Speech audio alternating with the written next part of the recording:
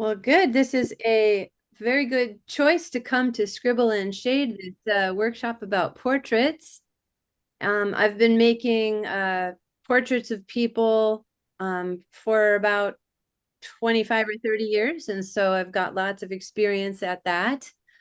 And I have developed a lot of methods of doing portraits freely and scribbly. And so that's really fun for me to do.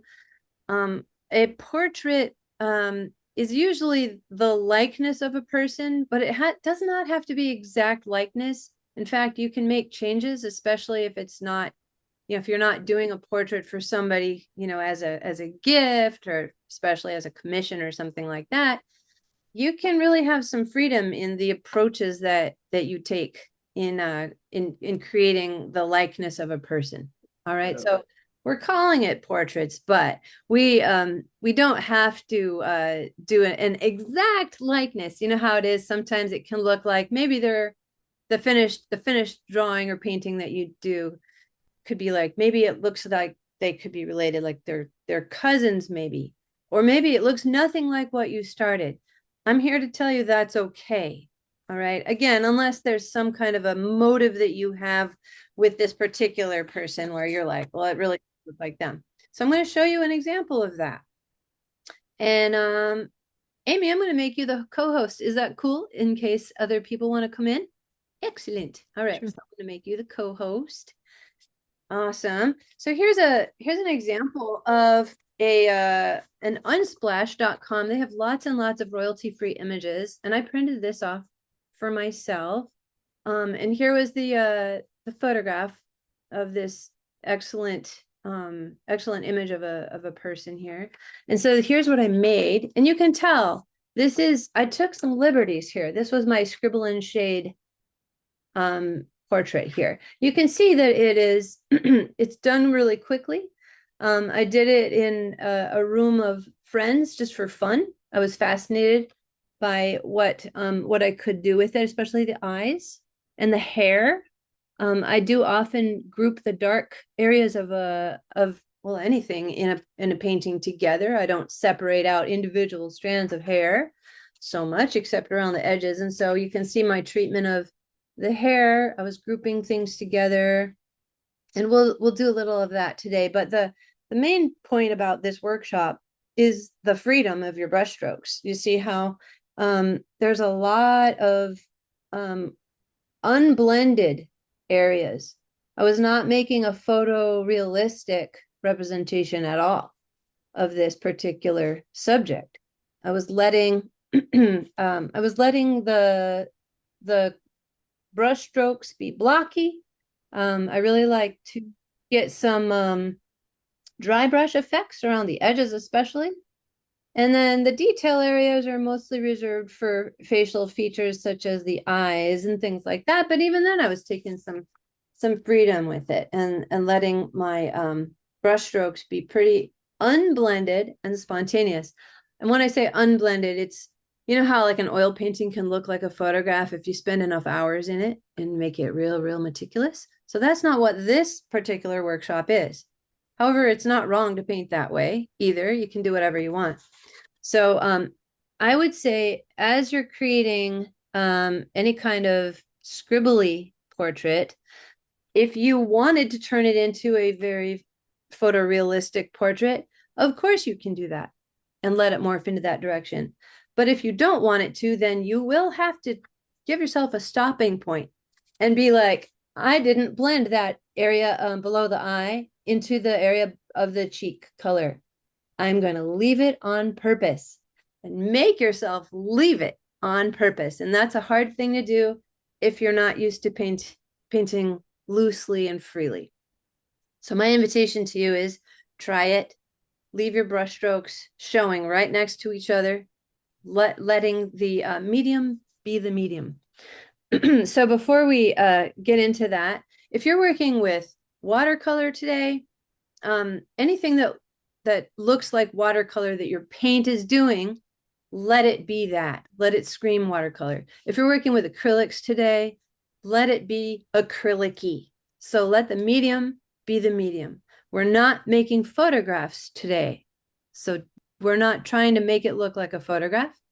If you're working with pastels today, let it be pastel-y in nature. Don't fight the medium. So whatever medium you are using, we're not trying to replicate a photograph here. All right, what we're going to use today is we've got our palettes that we're going to be needing to squeeze the paint on if you're using acrylics or if you're using, say, oil paint, whatever medium you want to use. So I've got some Dixie plates with me. I'm traveling. I'm at my son's house right now. And so I just brought a few of these to use for my paint, pour that on. And your paint supply list is provided, and basically we're using some white paint and some black or blue or Payne's gray paint, and then some primary colors, really. So sometimes you can have a couple types of yellow and a couple types of red or magenta, a couple types of blue. So you have that in your supply list, and I'm using acrylics today, so my painting will be very acrylic-y looking. I also provided a handout in your email, and this will also be provided for those watching the replay. If you're like, what handout? Then look for my PDF attachment, and the first page of that looks like this. And so at least in 2026, that's what it looks like. Scribble and Shade. And then it's got some pointers in how to use how you can draw a reference right onto your canvas through a couple of steps. So we're going to be I'm going to show you how to do that today. And that's how we'll start. So when I'm painting live, which this method works so well for live painters, you guys, and it doesn't have to be people even, it could be anything. We tell the most about what an object is through value separations. And so if I like to say, if I'm drawing a picture of a trumpet player and they've got the trumpet up like this, and it's a person holding a trumpet and blowing it, right? If it doesn't have any skin tone, actual skin tone color whatsoever on the painting, you're still going to know what that is because of the values. The chrome of the trumpet is going to contain basically light, medium, and dark colors. They could all be purple. They could all be green. So it's not so much the color that we say, oh, that must be a person. It's more about the actual lights, mediums, and darks, which means for us visual artists, we can have lots of freedom when it comes to painting something with purples and greens if we so choose. It'll still read to the eye of anybody, oh, that's a trumpet player holding a chrome trumpet, because of the highlights of the trumpet are bright white or almost white. The midtones are kind of a medium, like in the example I was holding up here. See how the background is medium green? It's not real light and it's not real dark. So those are like mid-tone values. And then the darks are really dark. So look at his hair. It's dark, but look at the colors in the hair. Does he have blue hair for real? We don't know, but this does. In my painting, I took liberties. Let's check the reference. I don't know if he had blue in his hair or not. I don't think so. Nope. It's just hair. It's like a brownish black hair. But I took liberties because I could. Because again, we look at values and the colors are bonus. All right. So that means we have freedom to scribble and shade with color, even non-realistic color. So that's what we're going to also dip into today. But the values of the lightest, and then the medium, and then the darkest, darks and lights, those are what sort of makes a portrait look like a person or a trumpet or a tree or whatever we're making. So keeping that in mind, we are going to be doing some preparation. Like I said, with the live painting, most of the work is done ahead of time. And that's not all live painting. I've also painted many, many things spontaneously with no plan whatsoever ahead of time. But if I'm doing, like, if I know, in this case, like if God is giving me something to do in particular, And I'm like, ooh, this would be a good thing to make at that wedding or at this church service or at that community arts festival. And I have an image in mind that God has given me or that somebody's hiring me to do. I will plan it out. Like here is, I don't know if you can see this really well. Here is the plan that I made, yeah, of one of the people that I drew during another workshop. And you can see that it's like a little roadmap for myself. I've got it like either projected if it's a large canvas or just drawn out if it's a smaller canvas. And I'll put little indicators of what my plan is. And so I've been morphing my plan as I go. And for this particular workshop, I've got it even a little more simplified. So I'll bring you through that process, but please be patient in the preparation of it. And that's what we'll hit first. Before we even pour any paint at all, we're going to prepare for this. And if you want to write, just fast forward if you're watching this later and go, I don't want to plan. I don't want to spend a lot of time tracing any kind of likeness onto my canvas. Then draw your own person first and kind of fast forward over this part. But I'm going to prepare this as if you want to draw an actual portrait of a person to look at least kind of like the reference. So that's what we're going to do in this workshop. We've also got our canvas, which is 8 by 10, 9 by 12, just for today. It's a practice. You can buy these sizes of canvas pretty cheaply. And so I thought, well, let's start out with that. And I think that will give people the courage to go ahead and, you know, really, these art materials have to be seen as expendable. Because you're an artist, you're not expendable. Art supplies are expendable. Okay. Practice, go through a lot of art supplies. Practice and practice and play and play and play. Don't treat art supplies as if they're precious. Please don't do that, because then we're going to be too scared to make anything. And that's not the point at all. All right. So are our art supplies expendable? What's the answer? Yes, you can totally throw stuff away. You can try something and go, I didn't like that. That's fine. Yeah, it's just to play and practice. So if you did get the PDF handout in your email, if you want to open that, if you want to print that, alternately, you don't have to print it at all. You could just, what I do is I hold up a sheet of tracing paper right onto my laptop screen, and I'll just take a Sharpie and trace the image that I see, because Sharpie doesn't soak through tracing paper. And if you want to do that, even right now as I'm talking, you can do that. Pull up some kind of reference. It could be the ones that I sent you. We've got this beautiful smiling girl. I'm going to be painting her likeness today. It's not going to look exactly like her. It's going to be very free. I'm deciding ahead of time if it doesn't end up looking just like this model on Unsplash. I'm fine with that. I might mess with her hair color. I might do different things with her face shape when it comes down to it. It might not be like her friends might look at this and not recognize her. That's fine. So get a reference of some kind that you like. And so what you want to do if you don't have a printer, you want to just trace, like say let me grab a piece of tracing paper. Stand by. I've got my tracing paper book here. So I'm going to show you first how you would do this if you were just using your laptop or PC or something like that. Let's pretend this is my PC screen.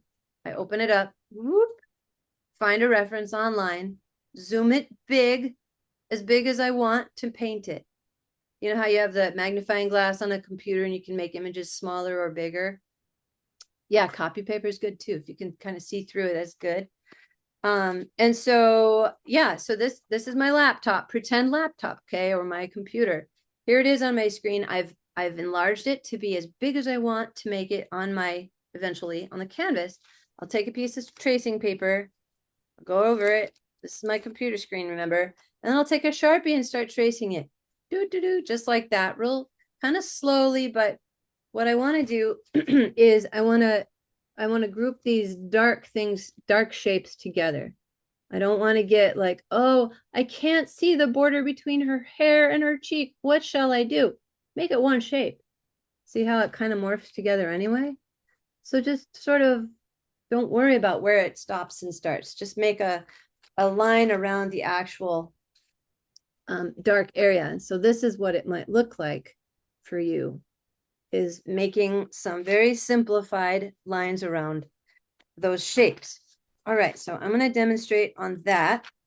And if you already have it printed out, say like you printed out your handout, you have printed possibly this page even because you like this. And you'll notice it's already at the size to stick onto an 8x10 or a 9x12 canvas. Then what you can do is start putting this right on to your canvas. All right, so here's your canvas. And to put this on, what you're going to do is scribble on the back with pencil. Wherever those lines are, you don't have to fill up the entire page, but just wherever the lady's face is. You can kind of see through my paper. So I didn't finish it. I'm going to scribble on these parts here. So at this point, I'm going to make my camera face down. So go ahead and pick a reference for yourself, and we're going to put it onto your canvas. So here is my I'm going to finish scribbling. I'm making my own little carbon paper here, pretend carbon paper, graphite paper, as they say nowadays. This is so I can trace it onto my plain white canvas.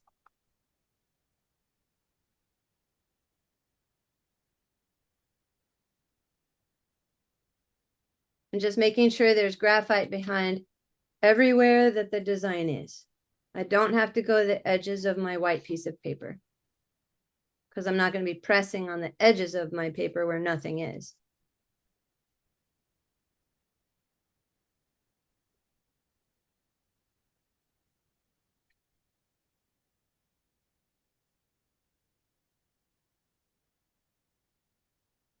If you're tracing on your computer, then I'll show you how to finish that in a second too. So here's my canvas. I'm putting down my blank canvas. Everybody can see that it's just white. There's nothing pre-drawn. Now I'll take my lady, my subject, and on the back I have scribbled it constantly and completely to cover all the areas with plain old dark pencil. And then I'll situate it where I want it. I think I want to bring it right about like that, maybe. You can move it left or right, up and down. Get it all on there right like you want it. And then what I'll do is I'll trace it. I'll have to hold it kind of still.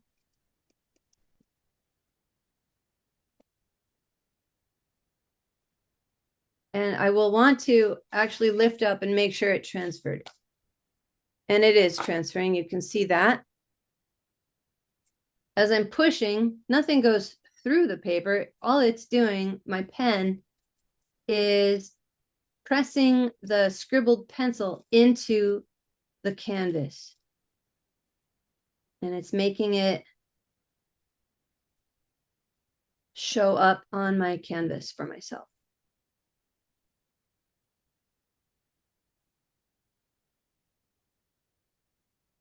And I'm saying pen instead of a pencil to press it into it because pens are a little more robust than a pencil. And a pencil isn't going to be quite as sharp as a metal pen. So you'll want that sharpness to be able to push your design through.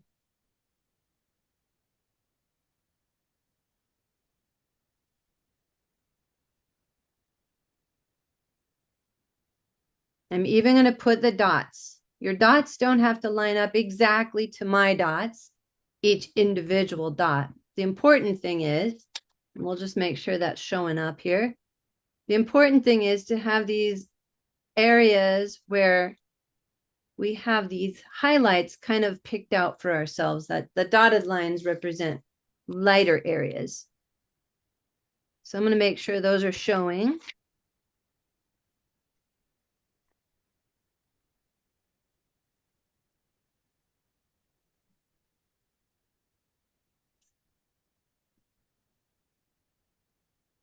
And if every line doesn't actually end up showing, you can, of course, wing it when you're done and just to fill those in by eye.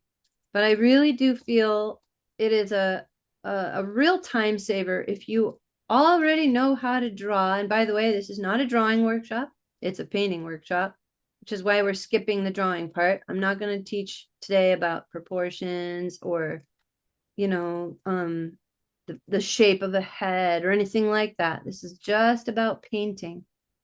I do encourage you to keep going in your studies when it does come to those types of things so that you can draw. Draw just means pull something across the surface. Everybody can draw. I've seen people learn how to draw all over the world. You can draw. But today's topic is painting, so we're going to prepare our canvases with that in mind. Just the painting. Because the preparation for a painting includes a drawing step, and the better your drawing ends up as far as what your goals are or what you're wanting to do, the more preparation that you can do, the more time you're going to save, and honestly, the more frustration too.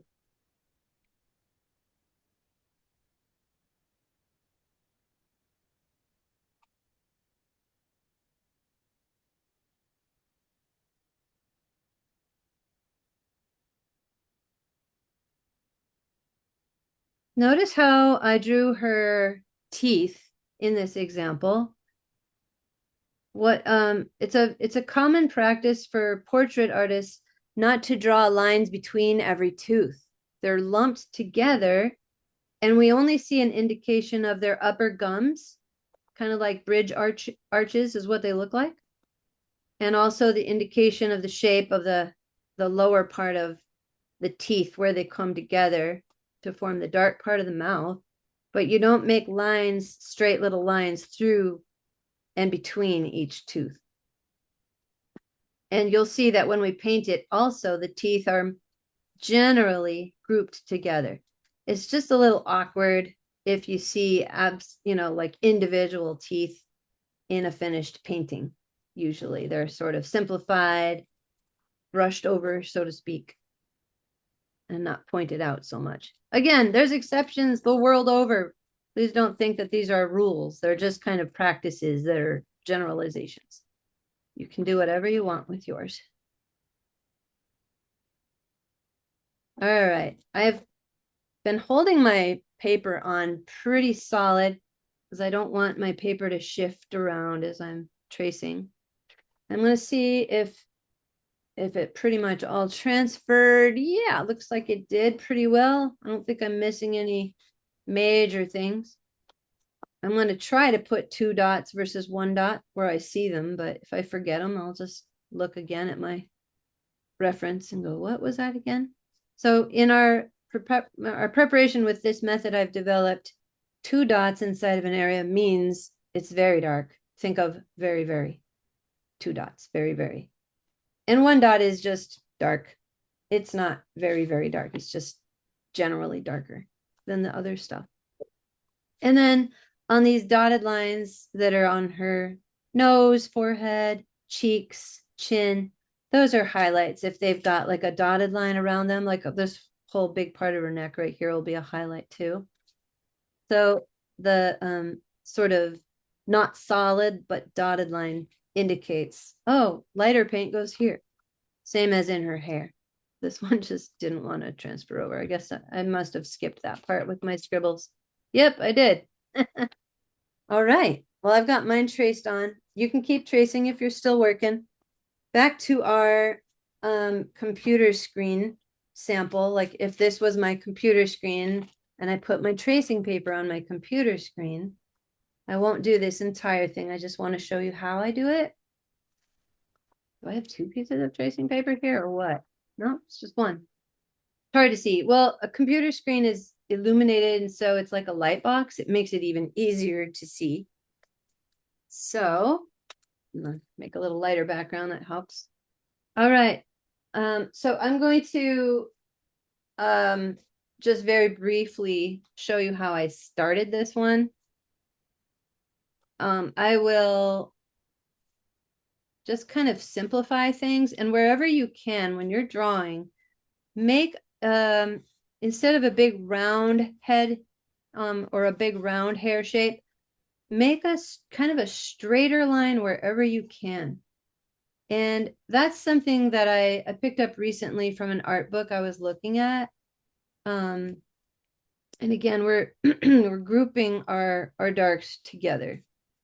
So but you know, instead of like a round collar or a round shoulder, I will add a few angular marks here and there for the silhouette instead of a totally round collar. So add in a few straight lines here and there just for fun. Try it out. It doesn't have to become the way you do everything, but just try it for right now today if you want to. I'm going to group the eyebrow right together with the nose as far as a dark color. So this is kind of the way that you're simplifying the shapes as you draw them in. I'm not going to do her entire image because we already have this.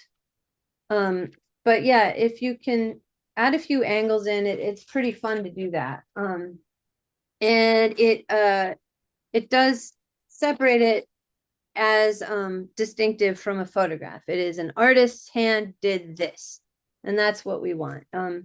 So it could be that yours is extra curly instead of extra flattened or straight in places. Just let your voice be your voice as you are tracing these designs on here. All right, so there's the preparation that I did there. Right on. So if you have reading glasses, office glasses, artist glasses, you might want to put those on in because we're not driving anywhere and we're not sitting across the room from each other. So you might want some kind of glasses where you can see clearly what you're working on right in front of you. And of course, as long as you can see the demonstrations on this computer screen that you're watching right now too. It really does prevent eye strain and neck strain when we're wearing glasses that focus right in front of us. All right, so I'm going to be looking at my handout here that you also have in your inbox as you continue to prepare your image. All right, so we did this part where you're tracing it on like this right through your computer screen, and or you have the handout that you're tracing right now. So we've got the one dot in the center of an image means it's dark, and two dots means it's very, very dark.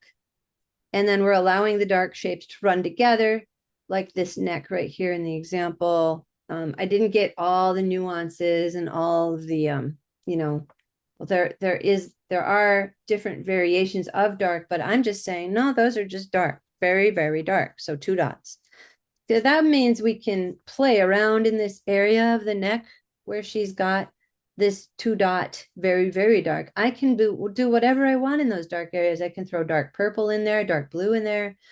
I can, you know, it doesn't matter what area exactly is the nuance, as if I was, you know, because I'm not doing an oil painting that's super realistic here. So I get to play, and we're going to do that. If it doesn't have a dot on it, and if it doesn't have a dotted line surrounding it, that means it's the local skin color. It's just, the rest of it is just whatever is the basic average of colors that our model here is. So here's the darks, here's the highlights. So local color would be just kind of, I feel like foreheads are pretty good at determining local color. So here's the highlight. I'm not talking about highlights. I'm talking about just the average of the rest of her skin that's not highlight and not dark. It's just kind of like this medium tone. So right here with this person, it's right about there. You know, or the lower part of the cheek that's not a highlight. Or the part of the neck that is not a highlight. It's just kind of the medium tone.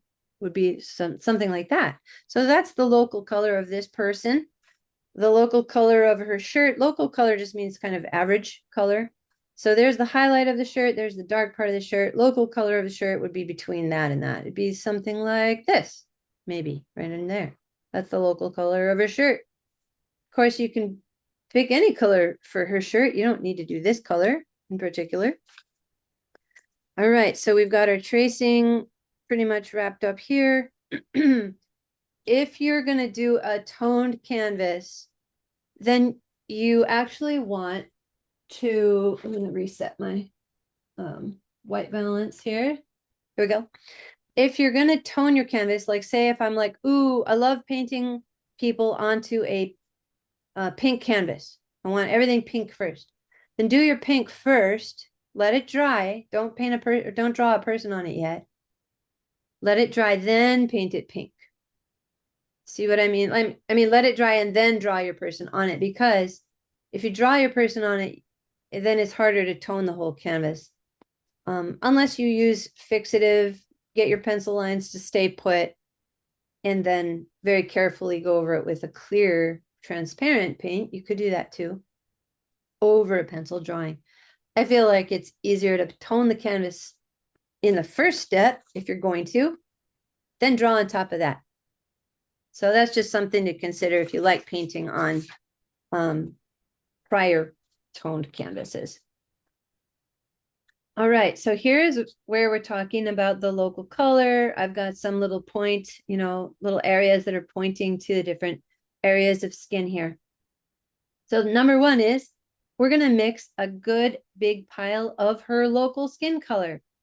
And again, you can do whatever reference you want to do. You don't have to do what I'm doing today. So whatever you're preparing, whether you freehand draw it, you don't want to trace, that's totally fine. But yeah, we're going to mix a pile of, in my case, this.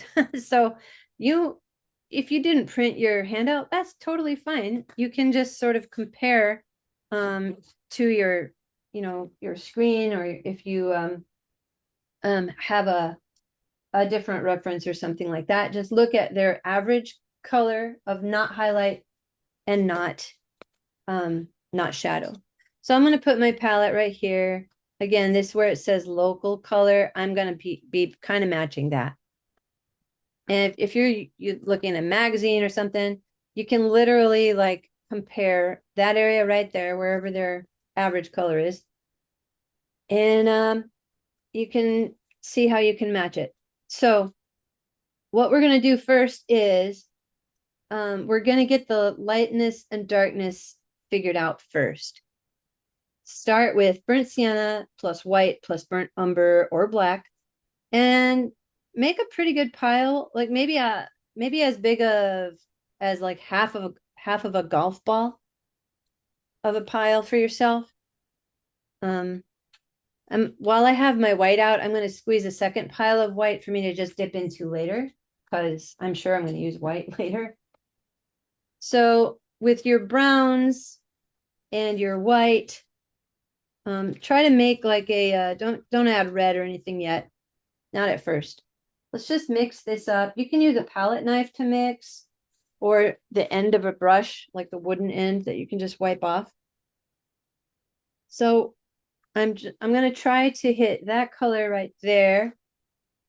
So light and dark first. If it's a very dark skinned person, then you're going to use more of the dark brown, possibly some black in the mix, a little bit of white. So mine needs to be darker. So I'm going to add a little bit more of some brown in there.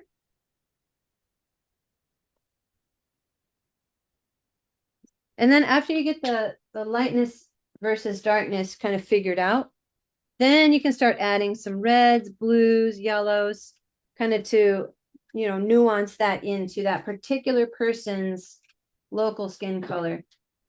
It's not going to, it's not going to be perfect for every part of the portrait, but we're not going after a photograph anyway. We're just making sort of an average here.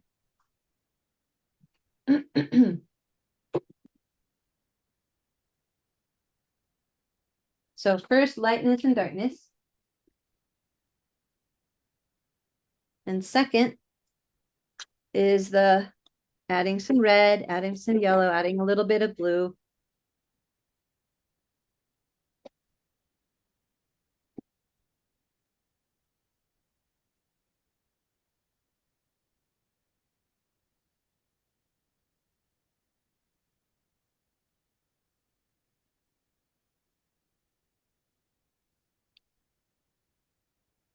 And you can make some piles of the paint on the side too, just sort of like in their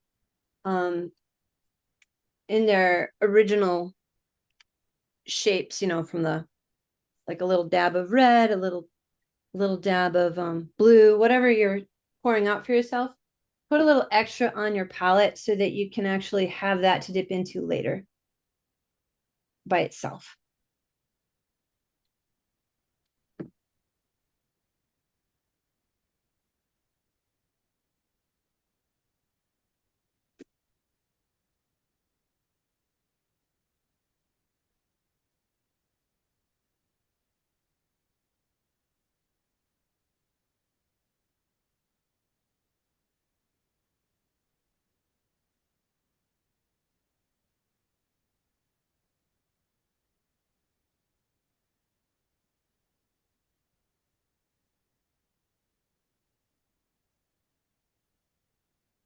When you're done with your local skin color, then you'll take a smidge of that and bring it over for your darker areas.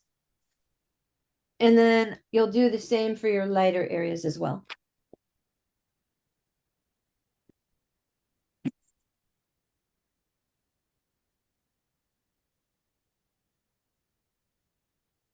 If you're adjusting things and it's like, oh, that looks too green, add a little bit of magenta or red to kind of like take down that green. If you're like, man, that's just too blue, then add some orange. Those are the complements of those colors. If it's like, wow, that's way too yellow, add a little bit of purple to it because that's the opposite.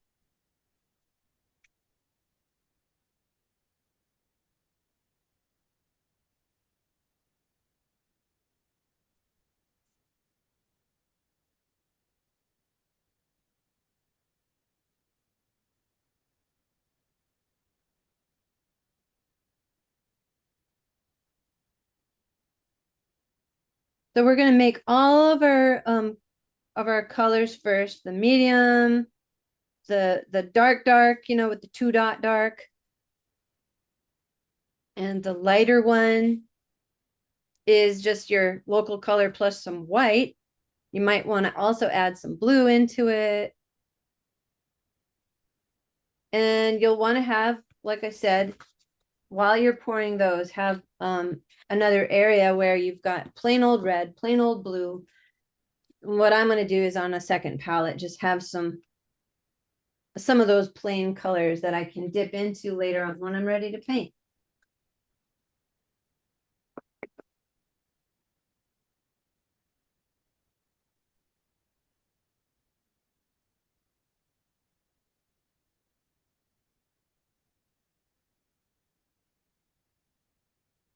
That's where the scribble comes into play, is actually being able to have that freedom. In your dark areas, you can have purples and blues and dark red, things like that, that you can freely dip into.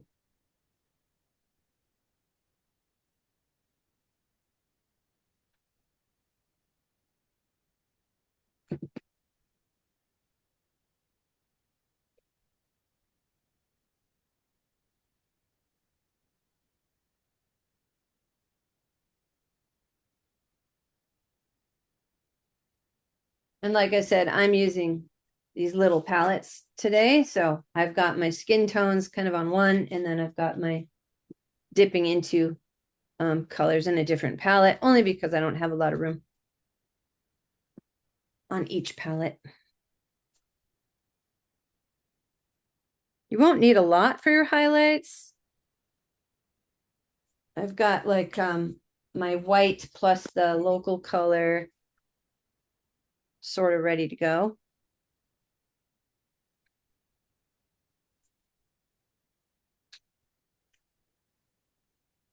I want to add a little yellow into that, I think, for my highlight.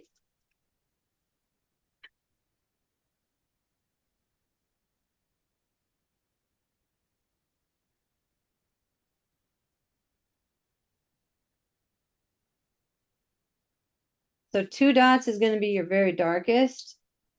In this reference, in the darkest areas, it's kind of like a reddish, reddish blackish brown. And so I've got my 2 dot colors ready for that.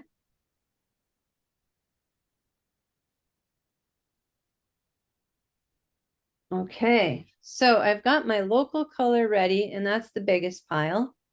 I've got my 2 dots, my 1 dot, and I've got my highlight color right there. They're not so neat little piles on mine. I try to be neat, but it always ends up like not. So it's just the way it is. I've learned how I work. But it is nice to go into it sort of prepared. Now, imagine if you were live painting and you had a pencil drawing of something on a canvas and you had like a little dotted line area around the tip of a nose. What would you tell yourself about that dotted line area around the tip of the nose? You would tell yourself, that's where the light is going to go, my lightest color. And you've saved yourself a lot of time because you've already mixed it ahead of your painting. And it's just right there to use. If it doesn't have any indicator around it, then you just tell yourself, well, that's basically just the local color of the person. So if it doesn't have that solid line around it, that's got the 1 dot or the 2 dots, that's just the color. It's the basic color, the average color. All right, are you guys ready to paint? Yeah, okay. All right, so we're gonna put these 2, well, I have 2, but you're gonna put all your colors that you mixed for the skin tones somewhere, and then you've got your other colors ready to dip into, including black and your dark colors. And let's see if I'm missing anything. I think I have everything poured for myself. Yeah. All right. Okay, so that means now for our water supply, what I usually do is I have one kind of larger container for rinsing my brushes with, but then I have a smaller container right here of just dipping into clear water. So that's what I usually have off to the side, and I'm right-handed. So I'm going to put my water buckets to my right, along with a paper towel that I can dab onto when my brush gets a little bit too drippy or wet. And sometimes I'll have that right next to my water supplies. And yeah, so that's the brushes can be rinsed off in between things in your large bucket.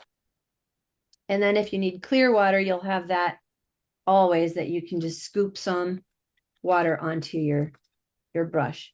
If you want to use mediums and things, go for it. I'm just using plain old water today for mine. And so here we go. In general, they'll tell you, so I'm going to have my photo reference off where I can see it. I'm going to put this, actually, I'm going to just put it right here for you to see it. So I can go ahead and paint just like that. Moving over a little. There, can everybody see my reference there? Excellent. So you can get the gist of light, medium, and dark. And that's the most important thing, even more important than color. All right, so we're going to start with the dark areas first. But again, you can always move back and forth between dark, light, medium, whatever you feel like working on, because I'm not the art police. All right, so honestly, have fun. I'm going to start with dark areas. I'm just going to dip into, oh gosh, I want her hair. I'm making these decisions on the fly, but I think I want her hair to be a combination of black and I think I want a little color in her hair. I was thinking about brown, but I think I want to color it up. So I'm going to start with black here and there. I'm going to look for the darkest areas wherever it's real dark, and I'm just going to put like a brush stroke. I'm working with acrylics, so I'm just going to let acrylics be acrylics. I'm going to put in some blocked areas wherever there is black, darkest black. I'm going to come in a second and add some blues and purples and things like that into it too.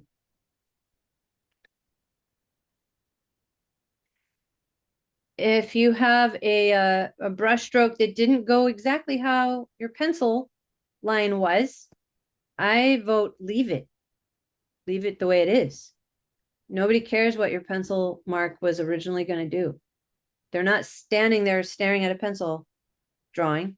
They're looking at a painting. So let your paintbrush strokes be paintbrush strokes, and don't try to correct it like, oh, well, originally my pencil drawing was a little more curved right there. Who cares? Nobody's going to see that.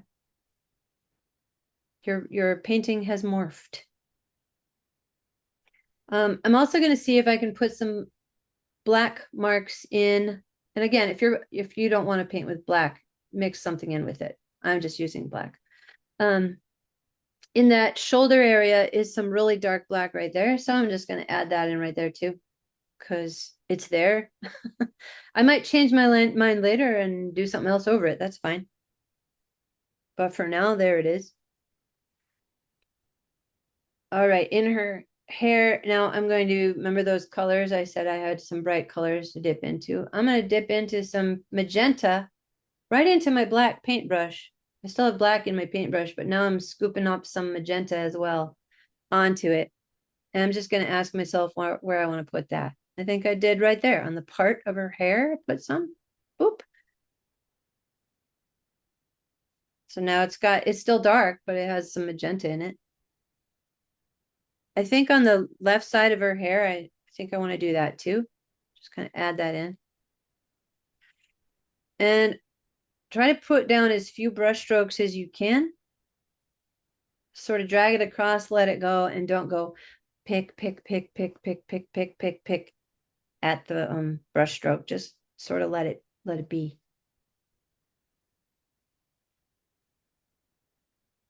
It's a combination of thinking and also just swooshing the paint down and letting go. I am starting to add some blues in. I'm going to try different kinds of blues to see which one I like better. I think I like my lighter blue better. It's like cerulean. Oh yeah. Now I'm going to get a little scribbly because I want to, I've got my basics sort of blocked out. So now I'm going to just kind of let myself scribble, literally go boop, boop, boop, and scribble and go zip, zip, zip. And it went off the side. And, so I've got a little groove for myself now. So I'm going to put a little bit of freedom in there. This is just kind of my first go round here. I might come back and soften things or add other colors in or whatever I want to do. But it's a good start.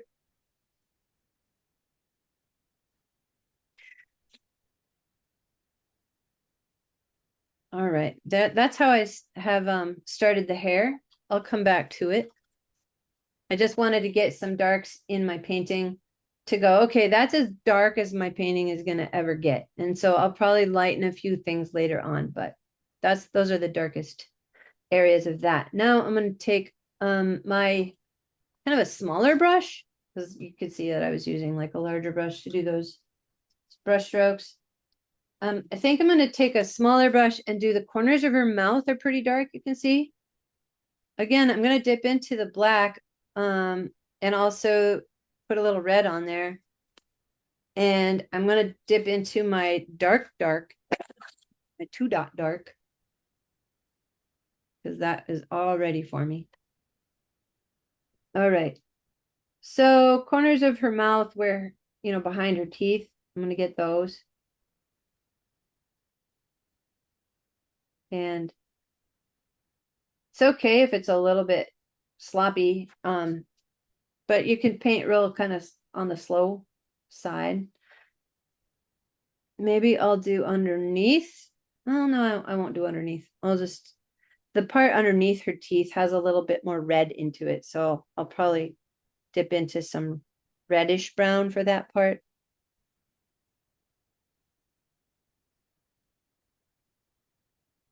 So I just kind of lightly went along there as a placeholder for now.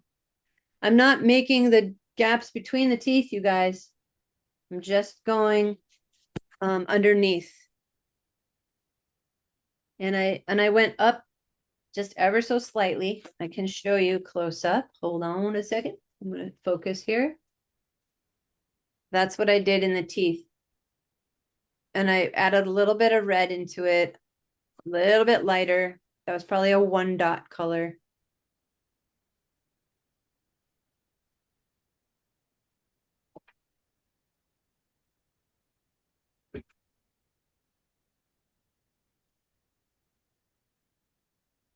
Cool.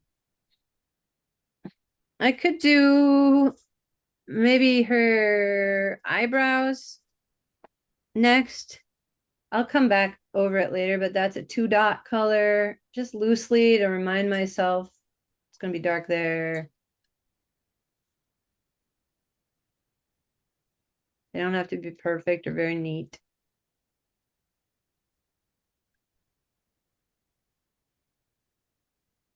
So we got some darks in. I might do her eyes. I don't know. If you want to play up the color in the eyes, it would be a really great thing to do. It's kind of like if they're brown, then make them brilliant, bright brown. I'm not going to be real instructive on the eyes other than to say the whites of the eyes are generally not white, and that's in your handout too. I usually make a black pupil. Our eyes are drawn to the area of greatest contrast on the human face, which is the eye. Partly why we look at each other's eyes.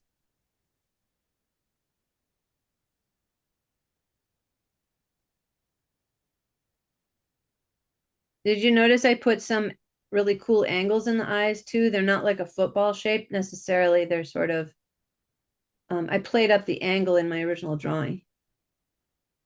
And a lot of artists do that too. I think it's kind of cool. It screams, this is a painting, which I always like. But you make your eyes however you want to make your eyes. You're the artist. So this is the phase at which I've got my eyes right now. I'm not done with them yet, but that's just what I've got so far. I got some darks in.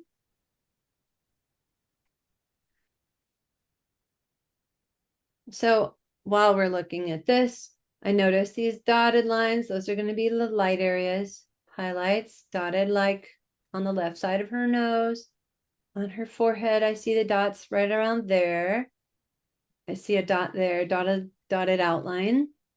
And then I've got these other shapes, and I can look at my photo reference and go, what is that dark? What is that? You know, there's a gus, it has some red in it, but those are 2 dot areas, 2 dot areas. So these are going to be darker. And then that's a 1 dot. That's a 1 dot. It's not quite as dark. But yeah, if you're wanting to do something freely and quickly, it is a fantastic way to do it without being a slave to the photo reference in a way that is absolutely, you know, like constant. You can be a little bit more like, yeah, I'm just going to scribble and have fun. So scribble at this point and have some fun. If you dip your brush into your water first, it'll give it a little bit more spreadability and fluidity. If you like to paint real thick, then don't dip your brush in a lot of water, or just dry it off first in your on your paper towel. So I'm going to start with some local color areas, and I'm going to throw some other colors into it, like my blue and my red and things like that. I'm going to be scribbling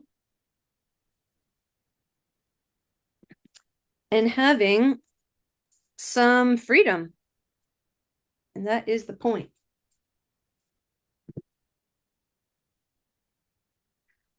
So some of the brush marks can definitely show. You can mix a little pile of pink, you can mix a pile of light yellow,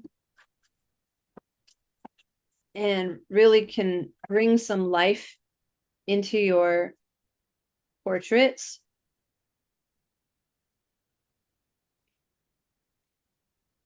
Adjusting as you go.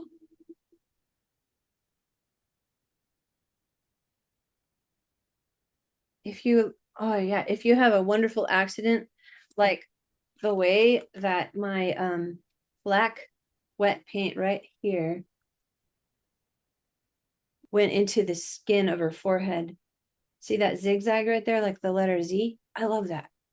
So leave those kinds of happy accidents. Bob Ross would approve. Don't be like, oh no, it doesn't look like the photograph, which we're not making a photograph. See that zigzag I didn't plan? Leave it alone. Don't cover it. Don't fix it. Don't cover it later.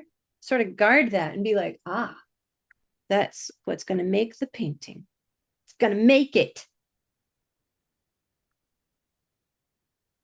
So you might find yourself going back and forth between highlights and shadows, and that's fine. I do think that it is good to leave highlights for last, but that doesn't mean you can't do something ahead of time either in those areas. And the last thing we'll do is like the cherry on top, we'll take some white, maybe it's pinkish white or bluish white, but you know, white of some kind, and go boop, boop, boop, just in those little last highlight areas. But I'm going to put some in right now, even though I'm going to finish last with those two. So you can go back and forth. Look for areas to kind of play up where it is more pink than the other places in the painting. Usually around the tips of the nostrils is a little more pinkish or orange or something. So you can mix yourself a nice orange, like a glowing color, if it fits with your reference. Magenta is a wonderful mixing color. If you mix some magenta, which is like a pinkish red, with some bright yellow, not yellow ochre, but like brighter yellow, it'll make a really nice little orange color.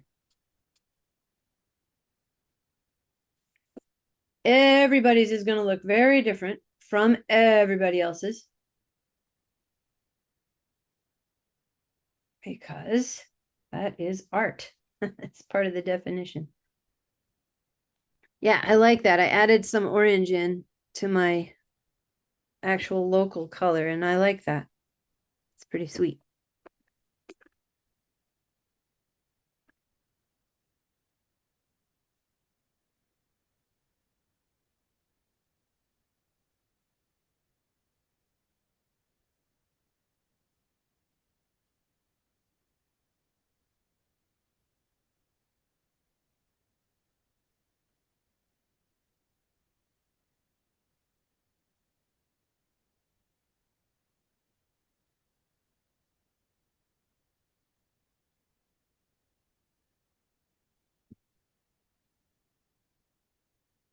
If you want to do the background, you can do the background at any time. I would say the thing to do if you're doing a background color is to start to scribble something on there. It doesn't have to be first thing, but kind of early in the process, because what you don't want to do probably is add a background as the last thing, because the background is really going to affect everything else that you're working with. So a good time to try a background color if you're going to add one. So you could also make it just white or gray or something like that too. I mean, gray affects it too. So everything you add in the background is going to affect everything else. So let's try that before we get too far for those who want to add a color. I'm asking myself if I want to do a green background or if I want a different color because the model here is wearing green and it is in front of green. Doesn't mean we have to do it green. What are some of you guys wanting to do? Do you know yet? Anybody know? You can unmute yourself and tell me.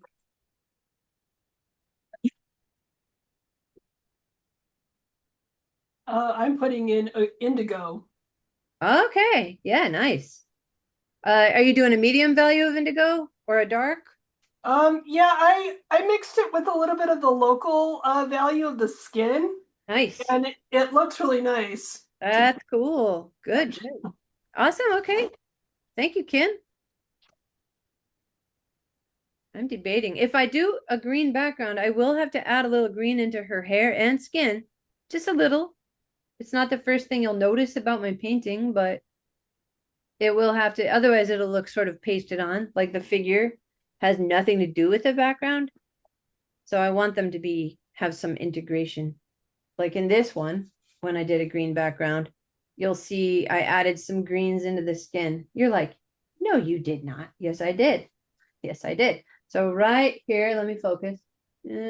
Focus button. There we go. All right. See, the background is green. We decided we saw that already. There's some green right here in his chin.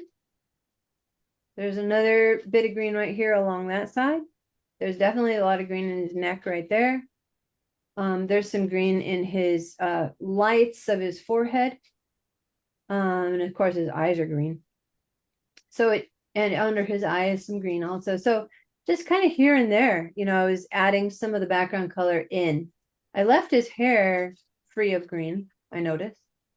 It kind of makes it stand out as being different, I guess.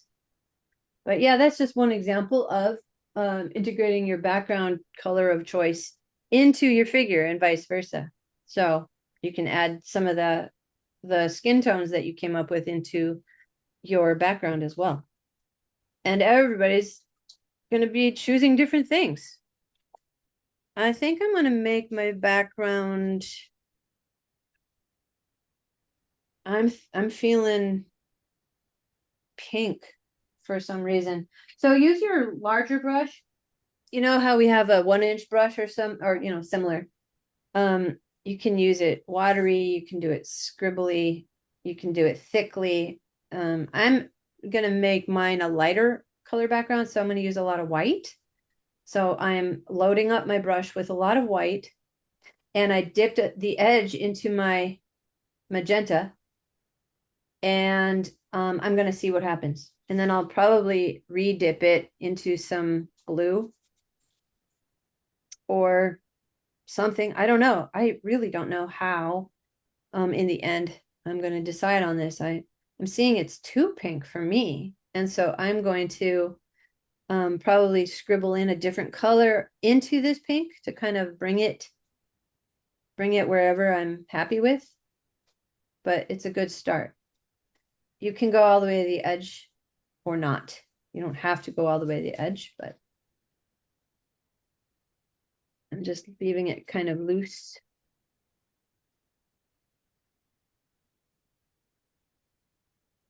Yeah, as an artist, I used to think that copying or looking at a reference or whatever, definitely tracing, we're all bad. Like, oh, I'm not an artist. And I've since learned I don't have anything to prove. I know that I can draw what I'm interested in, and I can save a whole eon of time by tracing. Thank you very much. Ooh, I like that. I added some yellow into the pink here and there. I like that. So I'm going to do that here and there. Yeah, I like that warm glow. That's cool. You do whatever you want, though. You can do what I'm doing if you want. Or something else. But yeah, tracing saves a ton of time. Looking at a reference is not cheating. It is all practice and play.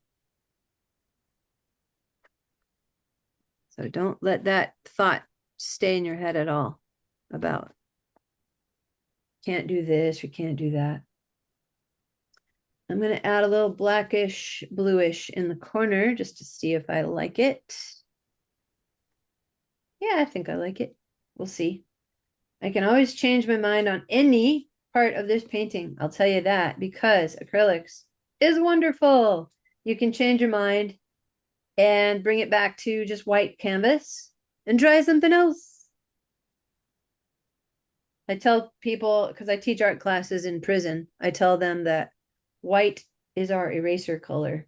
If you're like, oh no, I hate that whole area that I did. First of all, don't say hate. But if you really don't like something that you've made, that's fine. It's part of being an artist. We try things. Sometimes we don't like the things we try. That's all right. My advice there, if it's a bigger section, like maybe the color just isn't doing it for you of something that you tried. Wipe it off with a paper towel just in that one little section. It won't get all the way to the white of the canvas, but that's fine. Just going to help you if you wipe it off and then let it dry a couple minutes and then paint it white, that part of the canvas, or just paint it over with whatever you do want. But if you paint it white, it'll give you a really fresh start in that one area.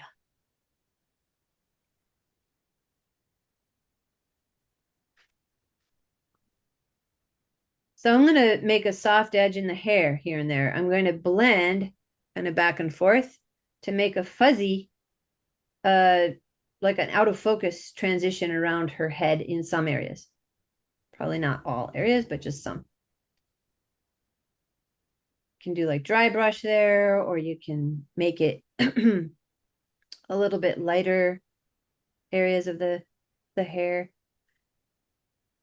This will help draw the focus to the face because the hair has been slightly blurred, obscured, whatever.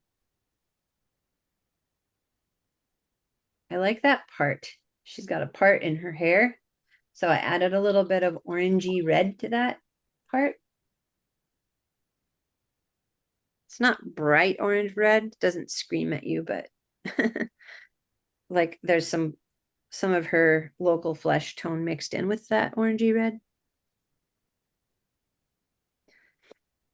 As you're looking down through the at the photograph, you can look for areas of pink. You can start with your local color and then add pinks, reds, oranges, whatever it is, greens, blues. Kind of see what it needs in a scribbly way.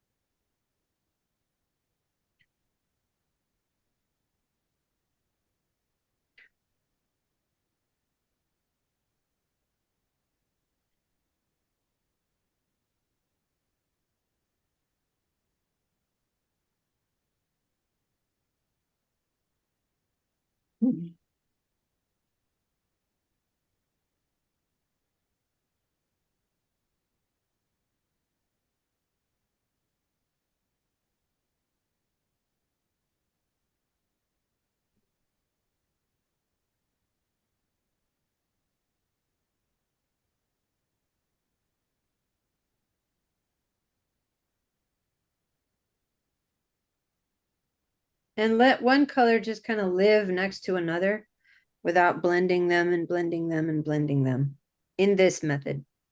Again, it's not wrong to blend. That's not what I'm saying.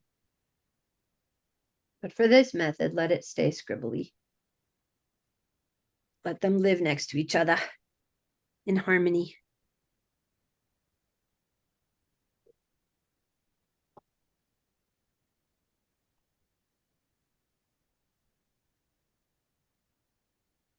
And I do like to do things with as few brush strokes as possible. If one or two strokes can suffice, then your painting will just be fresher looking versus gone over and over and over. Thus the word scribble in the description.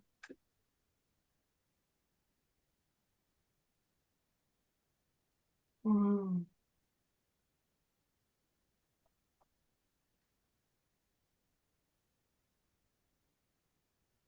Isn't that kind of exciting looking? You can see the little scribbles here and there. It's fun and you can't really predict it. Like even when I watch this video later, I'll be like, ooh, I wonder what I'm going to do next. Because I don't know, like even tomorrow I wouldn't make this same painting this exact way. Because tomorrow's a new day. I'll make different choices and different decisions. That's why it's not cheating to use a reference. What you do with that reference is the important thing. And you're not going to be making it exactly like the reference, like a reference is to just refer to. That's what reference means. You're referring, not copying exactly. You're just referring to it and going, ooh, that gives me an idea. Oh, that gives me an understanding, but I'm going to go with it in my own way. Like writing an English paper, you're not allowed to copy the reference. Refer to it, but you use your own words.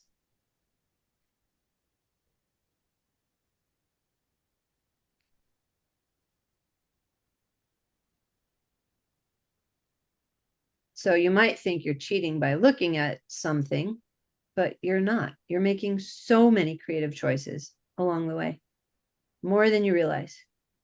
Every time you go, well, of course I would make it that way. Well, of course it would be that color. Well, of course it would be, I must do this to it. No, that's not a must. That's your creative interpretation of what to do. Somebody else wouldn't do it that way. You're doing it that way because you're the artist.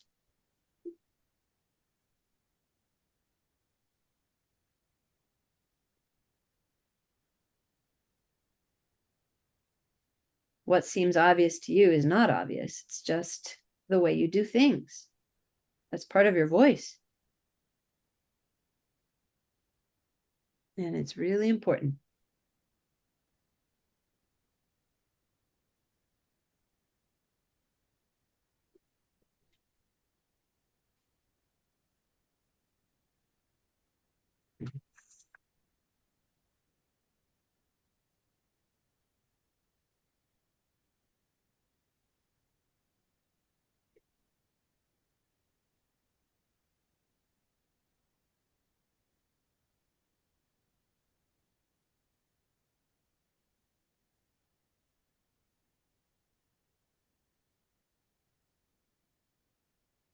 Yeah, and this workshop is definitely, that's the nice thing about Zoom workshops. Everybody is going to get to work on this at their own pace.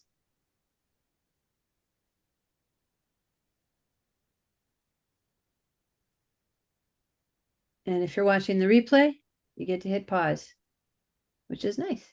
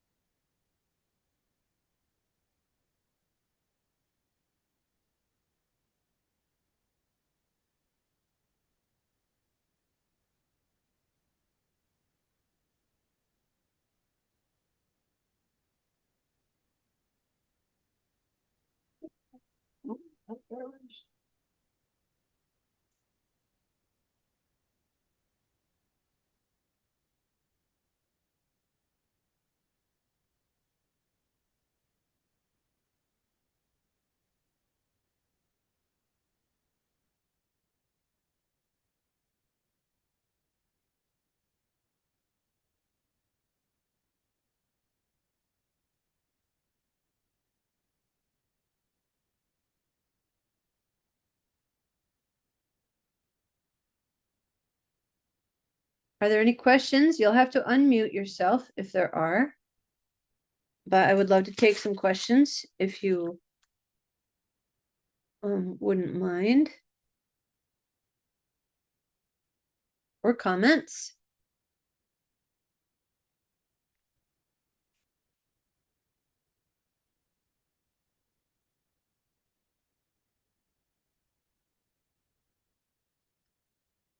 Hey Jesse, it's Sheila.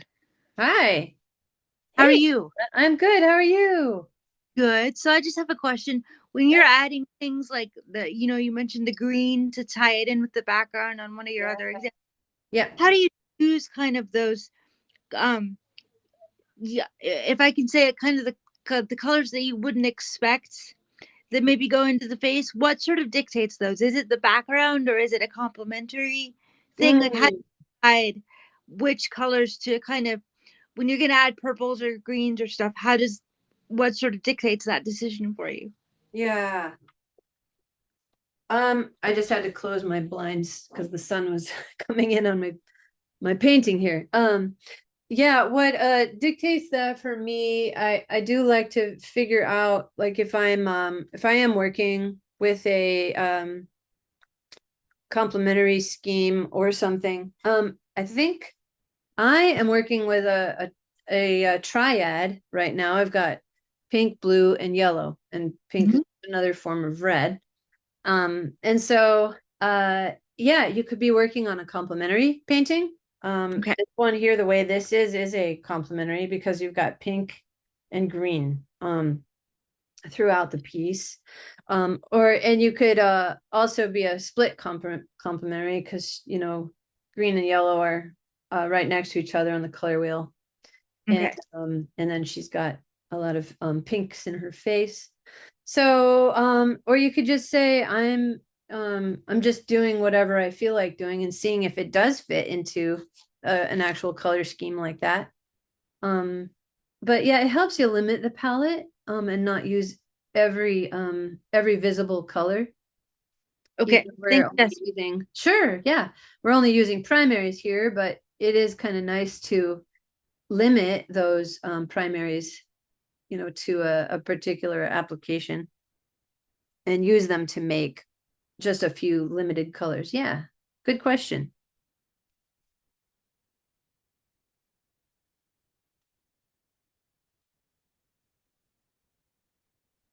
So I'm including some more yellow a little bit into her skin here and there, not just because there's yellow in the background either, but just because I like how it looks. I like how it sort of warms up her skin. And yeah, so I'm adjusting as I go. Like that pile that we made in the beginning, you can um you know keep using that also, but dip into other colors, the fresh new colors that we poured for ourselves before we began painting. Experiment with those and let your brush strokes be kind of scribbly and messy and not have very sharp clean edges all the time.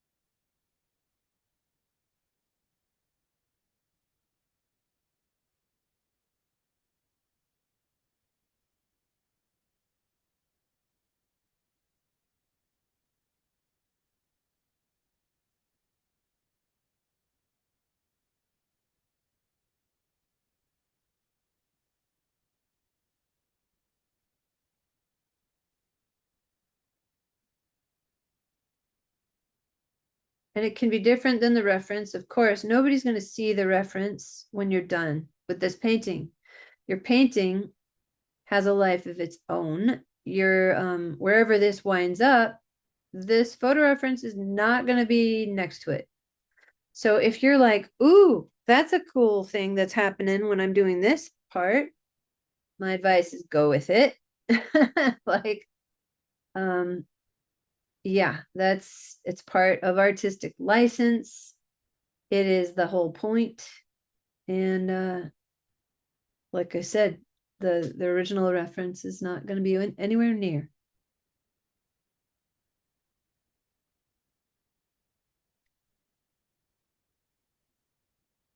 And it doesn't mean it's wrong. It just means that it was a launch pad for what came out of it next.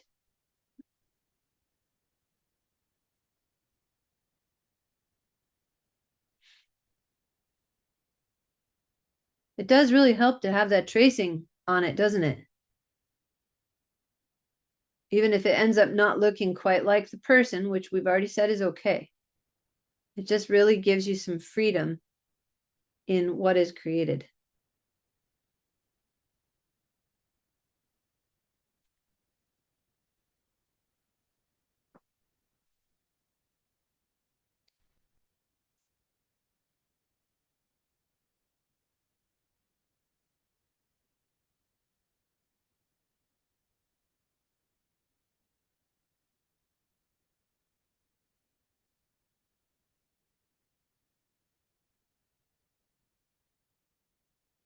So some of you might have very thick brush strokes. Some of you might have very thin brush strokes. It's not like a wrong or a right thing. Make sure that if you're using thin brush strokes, that it's because you're doing that on purpose. And it's not because you're afraid to use more paint. Because your paint tubes are going to dry up and go bad. Might as well use them, right?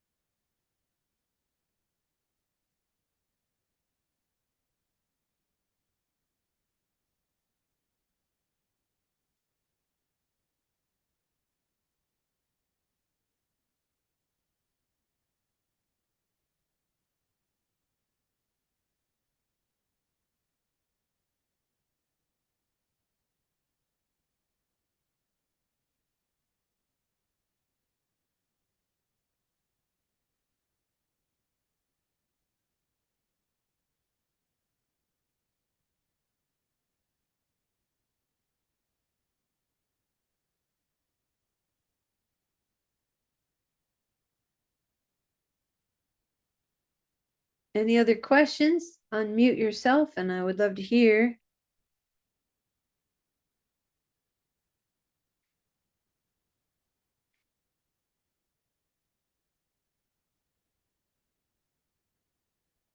Or comments or things you've learned. Jesse? Yeah. Can you hear me? Yep. Can you hear me? Yep. Okay. Can you talk as you are shading, as you are doing these things? Can you tell us why you chose which color and talk a little more as you're applying the paint? Well, I can, except that a lot of people are working on their own areas instead of the area I'm working on is the Oh, thing. Yeah. So well, it'd if be you good. if you have a particular question, then say you know, why did you choose that area for her neck color or something like that? I could do. Why did you choose that area for that neck color? The one I'm doing right now. Yeah. Well, I'm basically dipping into my local color that I pre-mixed for myself, and it's working out pretty well. And then when I put that down, I've got my highlight color here, and I'm able to either leave a sharp line where they meet or blend them a tiny bit. I'm trying not to blend very much because I want it to be very fresh. I am, as I paint though, you need to look for areas where it is pinker versus greener versus bluer in the reference. So as you move to the shadow side of the painting, again, you will see that you have plenty of opportunity to scribble in. And I mean scribble, like let your brush strokes show.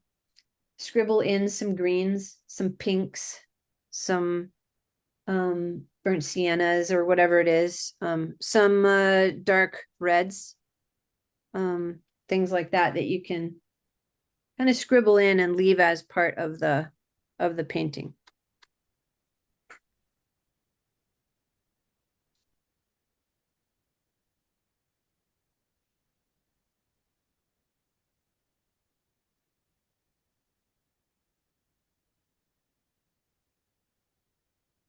And again, wherever you would like to in your background color, you can leave a sharp line or you can soften it.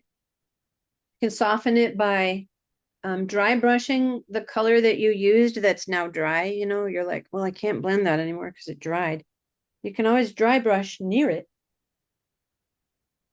and get that same kind of effect of softening an edge.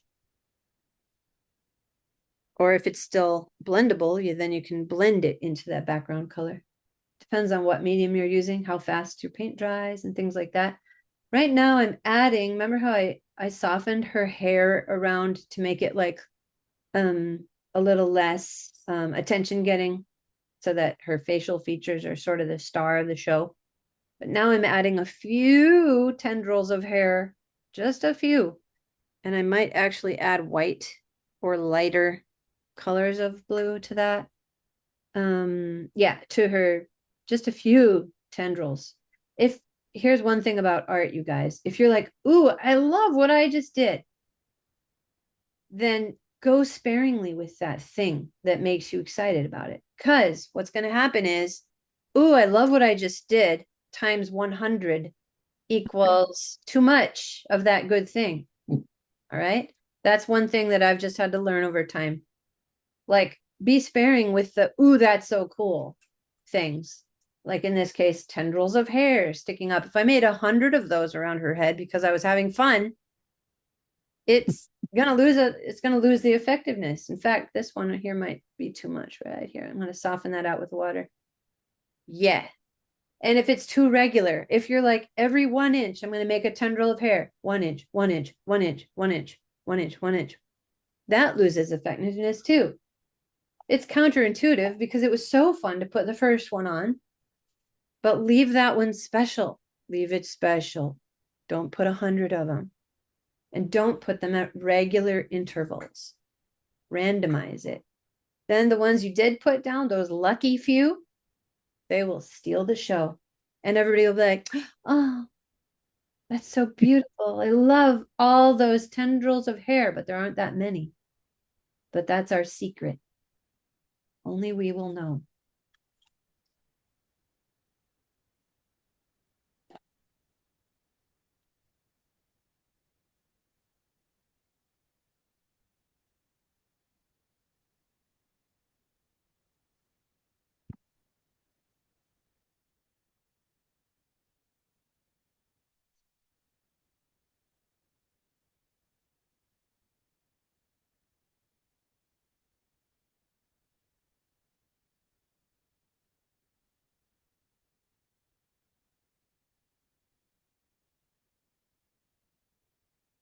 Now, if you're as you near completion, which nobody is, I'm not saying you have to be done, so don't panic.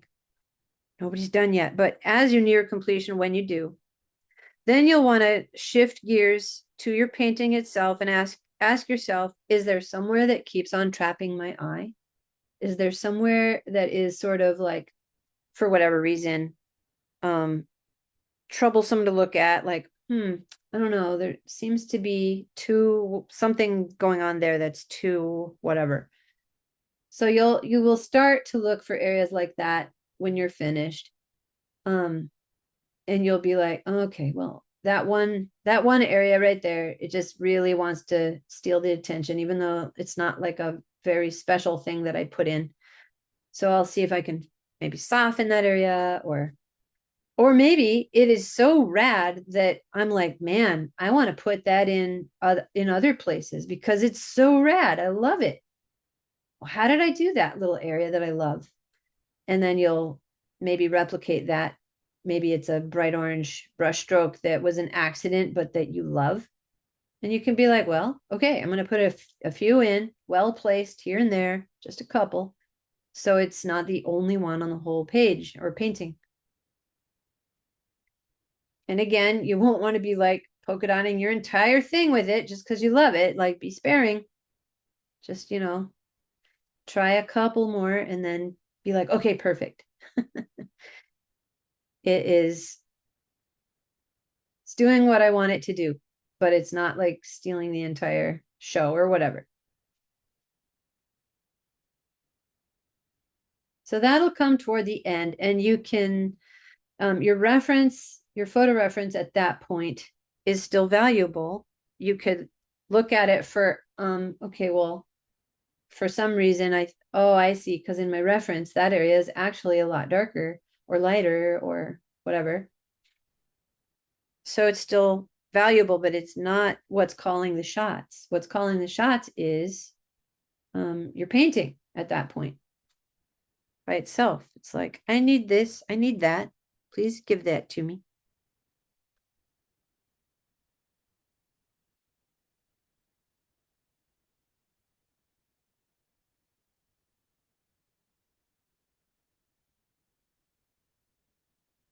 But that's kind of toward the end.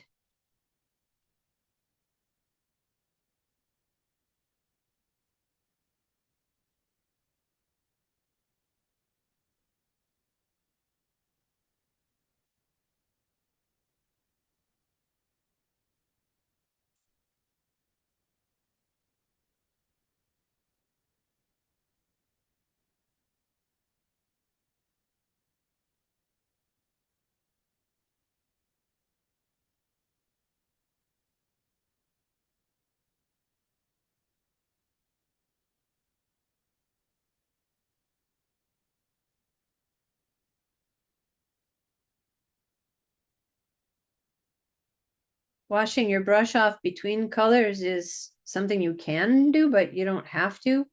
A lot of the times, whatever brush is on your, is already in your bristles. You can use that to your advantage because it can bring unity to another area of your painting. And sometimes you do have to wash it off in between.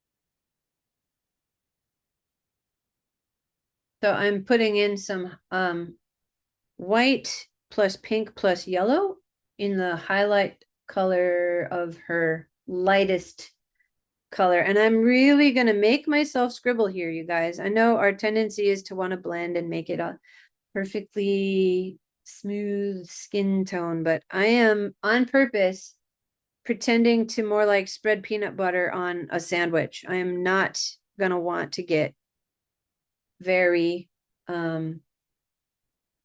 smooth in order for it to be truly like a scribbly painting. And, if there's something in your brain that says, screaming the whole time, like, no, people don't look like that. Just tell your brain to take a break. Be like, okay, left hemisphere, you can have a break now. You don't have to be, activated so much right now. This isn't really your turf, left hemisphere. Take a nap. We're in the creative zone.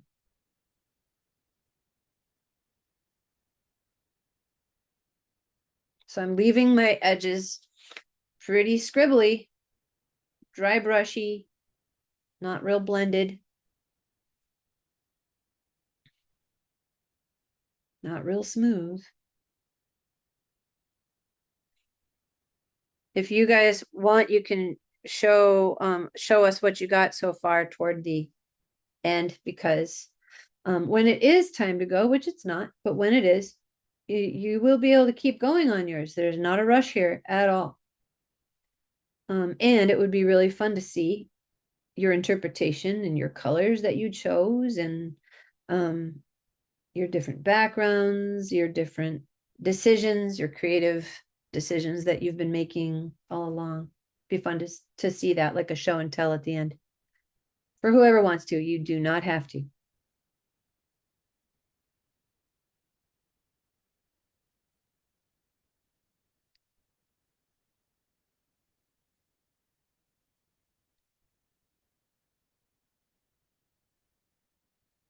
Her teeth are going to be not pure white. They're going to be mix in a little bit of the lightest highlight color in with some white. And then we'll see if the teeth need to be, have anything added in. Like if they're too yellow, you'll want to add some white and maybe a little purple even in with the, because we don't want to have yellow teeth, because we will notice that as just human beings, people will see that. So you want to neutralize it away from yellow, but try to start with some skin tone, lightened skin tone, and just see if you like it. Might need to add a tiny bit of blue in to it if it is too yellow. We'll see. And the teeth do get darker as you move to the right in this particular photo.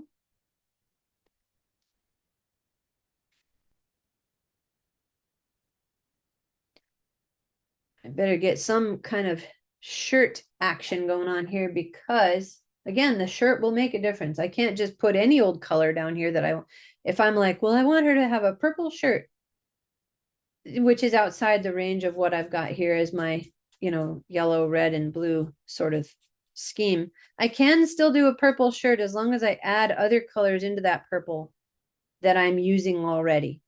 Like it would sort of read as purple, but it would have a lot of blue and pink and yellow, even yellow, yes, in the purple, like to dull it down or something. So I'm just going to start scribbling some kind of shirt color on there. I don't know what. I guess I'll start with blue and add a little bit of black in and see what happens. I might change my mind at any time. And my background is real see-through. See how I scribbled it on kind of watery? So maybe the shirt I will have thicker, like, thicker white paint. And if you want to watch me make the collar, you can stop just for a second to watch what I'm doing with my collar. So again, this isn't my first and only like one shot and that's it. I have a choice of whether to cover the heart that I drew as my reference or leave it. I think I'll just not cover it. I'll just paint up to the heart and then keep going. And on the right side of the collar, it does get darker. So I'm going to adjust the colors on my brush. I added a little bit of black and a little bit more blue. And I'm just going to drag that on like I'm spreading peanut butter again. And I'll glance at my photo reference to get like directions. Like, how does that go again? Now I'm going to add more black to my collar. I just added more black and more dark blue. And I'm going to start from the top. And I'm going to align my bristles with the pencil line so I don't have to do very much work, and drag it down until it meets the other collar thing, and then I'll let it go and I'll sort of do that. And it's very free. You can see my brush strokes. I will show you close up what that looks like, what I just did. If I can focus. There we go. those are my brush strokes that I just made. Look at all those colors in there, you guys. Even in her skin. Scribbly, scribbly. Every painting is really two paintings.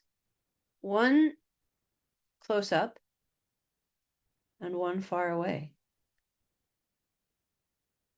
But when I called it Scribble and Shade, you can see my process, right? I'm thinking through where to put this stroke, where to put that color, how to soften this, like an edge of her hair on the top. I softened it. Look how messy it is though, right? That's what makes it beautiful. It looks like an abstract landscape, like hills when you're close up.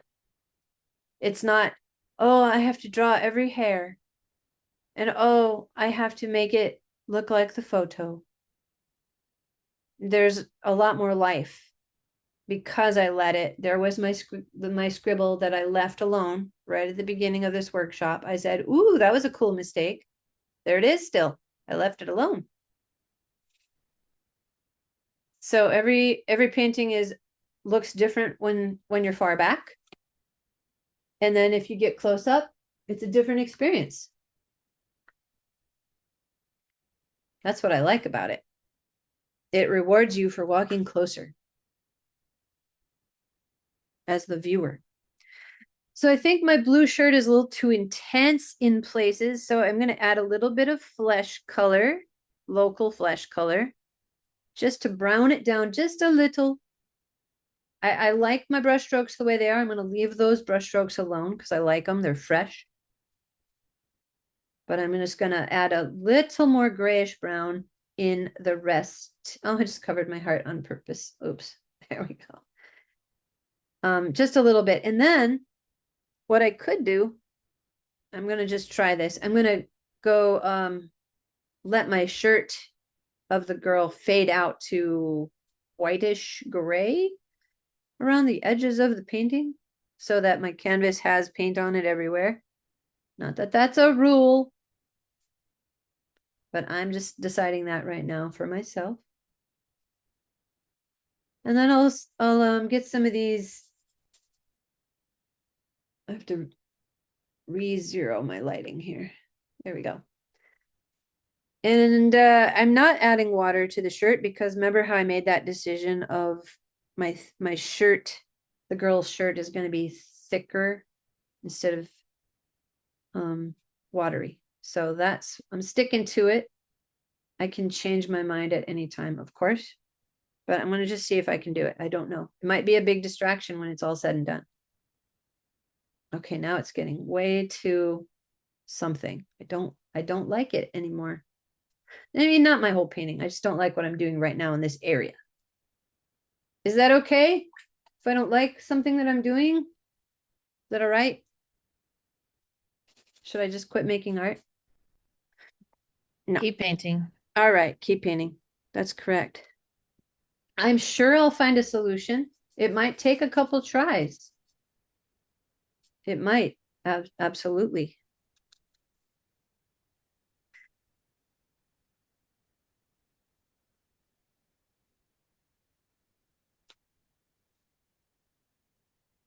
Oh, I kind of like that. That created some square shapes in here, in this area. I wasn't planning on it, but I like that a lot. All right. So accidents can make good things happen for sure. I mean, that's how a lot of art is actually formed. I put a whole bunch of warm gray scribbling in on the side there, just for fun. I can always layer over it with as much blue or white as I want to.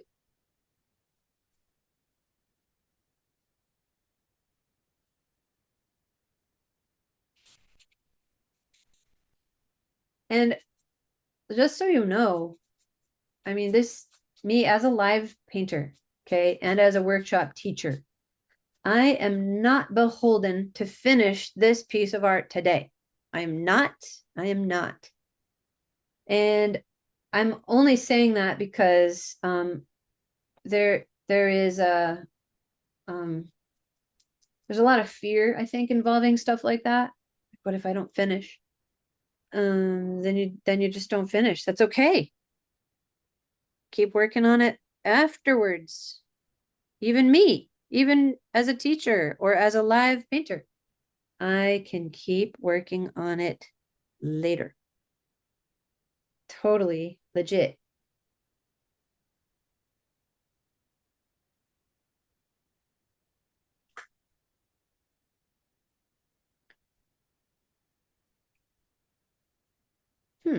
I will leave that the way it is for now. I'm going to kind of sit with it over the next couple of days and see if I like the treatment of this shirt.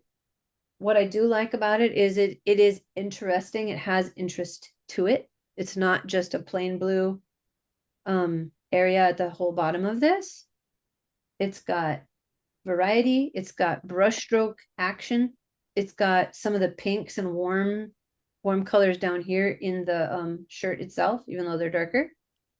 So I'm gonna let that be, and I may leave it, or I might paint over parts of it or all of it, because that is my volition.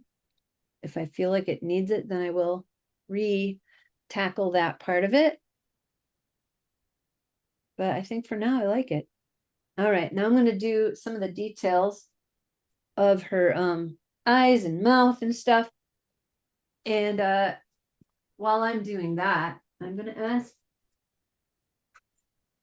if any of you want to share what you made. I will be making an opportunity for that very soon. And so again, please don't feel any pressure. If you're like, well, no, thank you, I would not want to share because I myself am not happy with what I made. Now, you heard me say I was not happy with my process and some of my decisions along the way.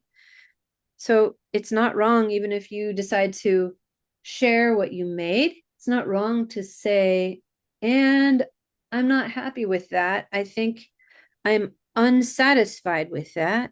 I try not to use the word hate, and I would like if you probably, if you could do likewise and not use the word hate. But yeah, if you could just tell us what you're dissatisfied with or are stuck about, or that you were pleasantly surprised, or whatever it is that you have. I would love to hear what today brought for you as part of this workshop.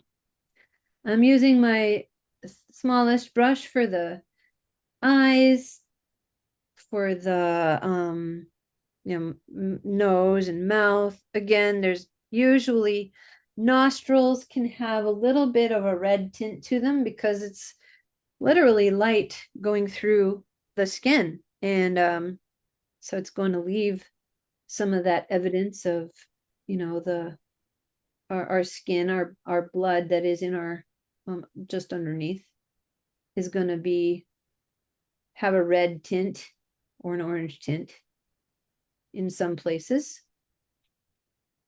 Her gum line is going to be that brownish pink just above her teeth. So I'll sort of bring all those together. And if I don't get the color quite right, I'll let it dry and redo it another go, have another go with it.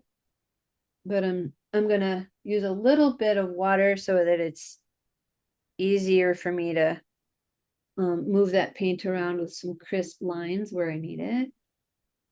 And I'm still seeing my pencil lines through where I drew those teeth, little archways like bridges. Sometimes we need to soften that too, because we don't want people just be staring at their teeth. Like their eye will get trapped in our painting at some point, especially where there's sharp lines, great contrast, meaning a lot of contrast, like black right next to white. We can't help but look at areas like that.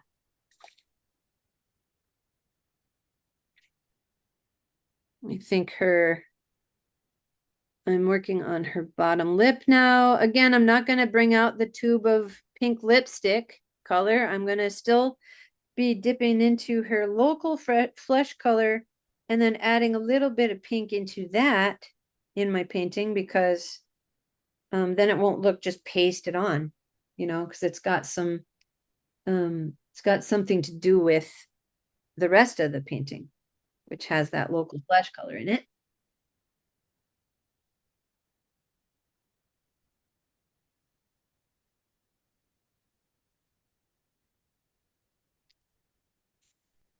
And to take a step back from your work now and then is really important, to have a fresh look at what you've made.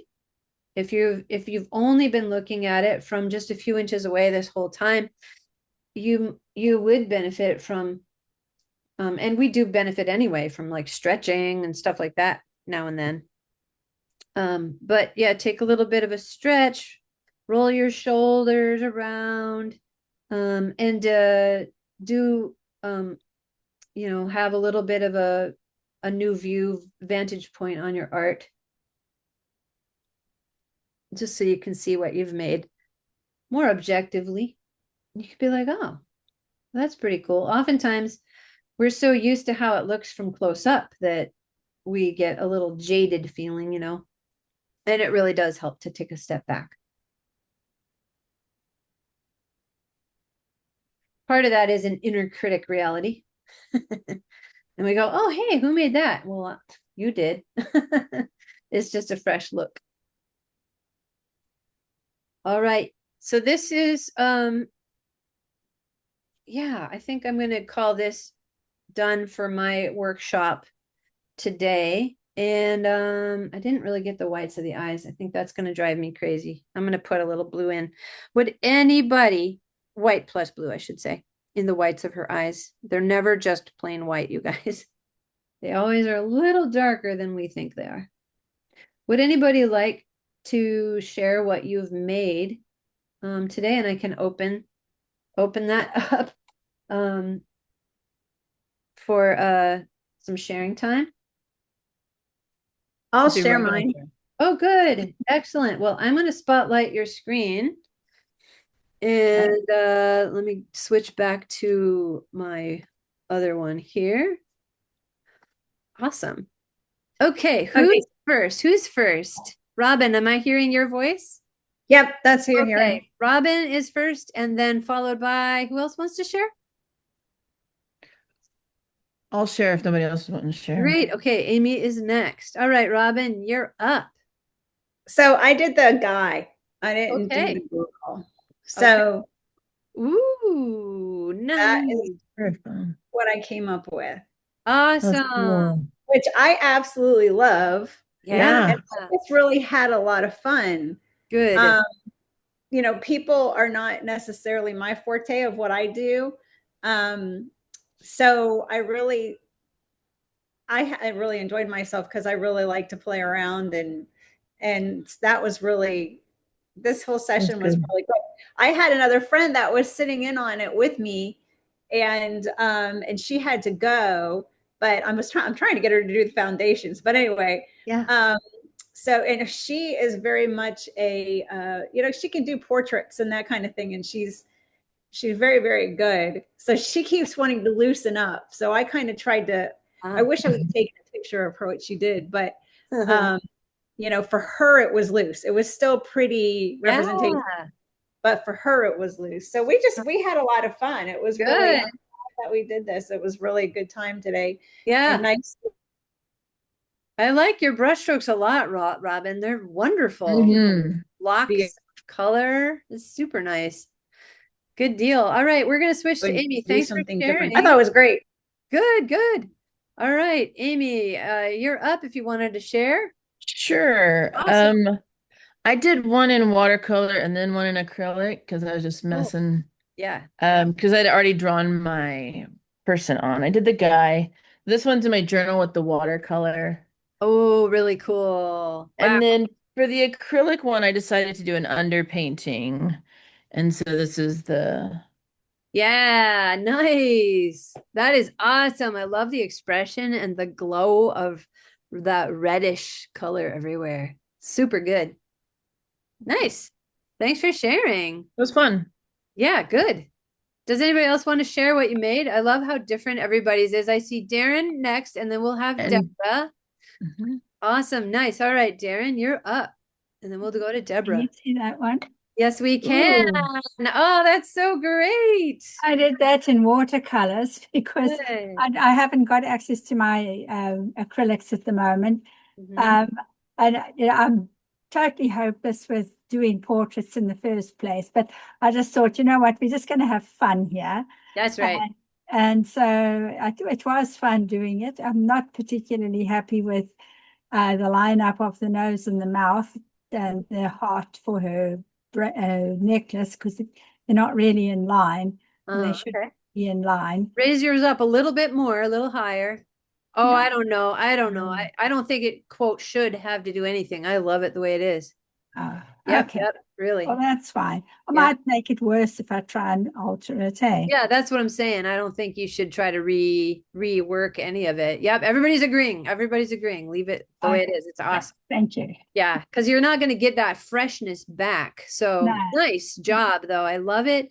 And there's something really cool about asymmetry when it comes to art. Like even the human face is not completely symmetrical in real life anyway. God's an artist. Let's trust God. Don't make it completely like a computer did it. So allow for asymmetry. In fact, you can even play it up, and we like that as humans. That is really good, Darren. Awesome. Thanks for sharing. And Deborah Erickson, hey, welcome back. I'm going to spotlight you. Oh, that's beautiful. See if I can get it There over in the right light. you Here. got it. Whoa. Nice job. Wow. Really well done. How did you feel about it when you were making it? I was freaking out because I had a hard time starting out with the darks. And the more I added and just said, just go where I feel led to put paint and Yeah. just kept going. Good, good. But I'm not used to portraits at all. And the eyes, I'm not sure about still. And the nose is the hardest, I think. Oh, yeah. Well, you handled the shading really well. And the eyes are beautiful. I mean, he's got some amazing green eyes. So I think you did a great job with it. I felt like in the drawing, he was like leaning forward at me, and I was trying to figure out how to get that. Yeah. What he was leaning into, like he was fierce. Yes. So I was trying to, I don't know, it was the angle of the eyebrows, I think, and I don't know. Yep. That's I a good, all the movement in the background. What? Sorry, I like all the movement in the background. It looks great. Yeah, I wanted to add more colors to it, but I'd probably do that later. well done. Thanks. Good job. Yeah, in that reference in the photo, you can see, I mean, that's a very good observation, Deborah, is let me spotlight me for a second while I can make this big here. The adage about like the ears, the tops of the ears are aligned with the tops of the eyes in general. Like if I'm looking straight ahead at you, right, then the tops of my ears are pretty much the same as the tops of, ears and eyes. And then the bottom of the ears to the mouth in general, not cookie cutter for everybody, but and when I tip my head down, my ears go up, right? Oh yeah. Yeah. And you can see his shoulders. You're right. In other words, you're right. He's leaning forward. He's got his head down.